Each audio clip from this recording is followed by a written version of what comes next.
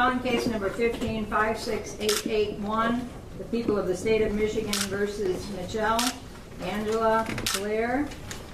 Ms. Blair is charged in this case, count 1, child abuse, first degree. Felony, life or any term of years. Count 2, child abuse, first degree. Felony, life or any term of years. Count 3, child abuse, first degree. Felony, life or any term of years. Count 4, child abuse, first degree, life or any term of years. Count 5, child abuse, first degree, committed in the presence of another child. Felony, life or any term of years. State your name, please. Blair. Thank you. Counsel? Karen Goldfarb, Your Honor, Assistant Prosecuting Attorney on behalf of the people. Thank you. Ms. Blair, do you understand the charges and maximum penalties if you're found guilty of the charges in this matter? You have the right to remain silent. Anything you say, whether orally or in writing, can be used against you. You have the right to be represented by an attorney and have your attorney present at all questioning of you. If you cannot afford an attorney, one will be appointed to represent you at public expense. I'm entering a not guilty plea on your behalf. Your next date in this case is a probable cause conference date. That is at 8:30 a.m., April 2nd, Frank Murphy Hall of Justice. And that will be before Judge King.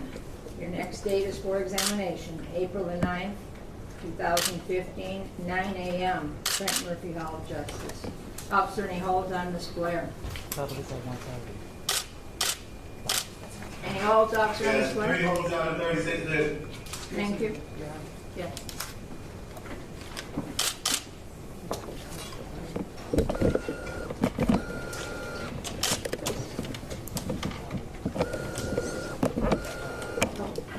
All right, I've been reminded by the clerk, thank you very much, that for examination, the time is 1:30 p.m. 1:30 p.m. April the 9th, because it has status of child abuse case. All right.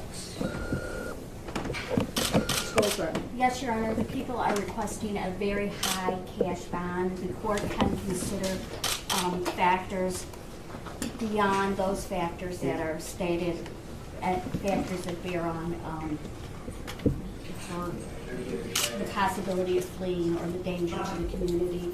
I would indicate to the court that there remains a possibility that Ms. Blair's charges will be increased to murder in the first degree at 2 counts, and I would also indicate to the court that she remains, based on the charges and the information, a danger to this community.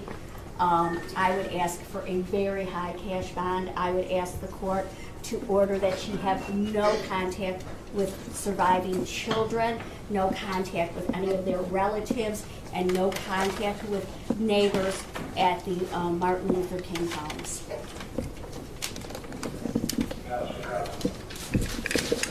Thank you, Ms. Goldfarb.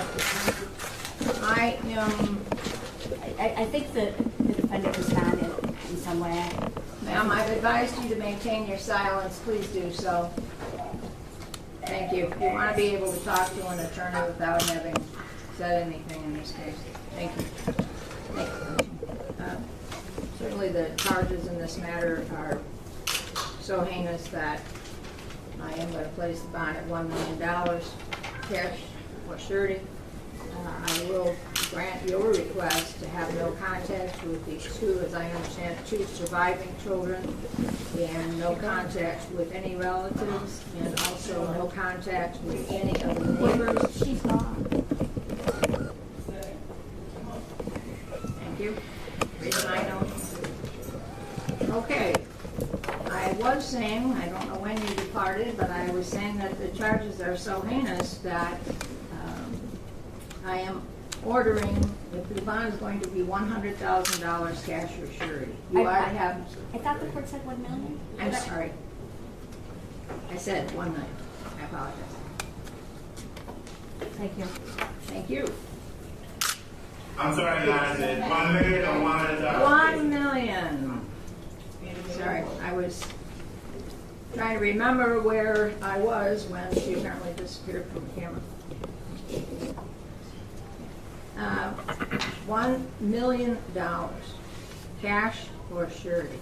And the defendant is to have no contact with the surviving children, no contact with any of the relatives who may have some custody or control of the surviving children, and no contact with any of the neighbors in the King Apartments. Now you may step aside. Thank you, Counselor.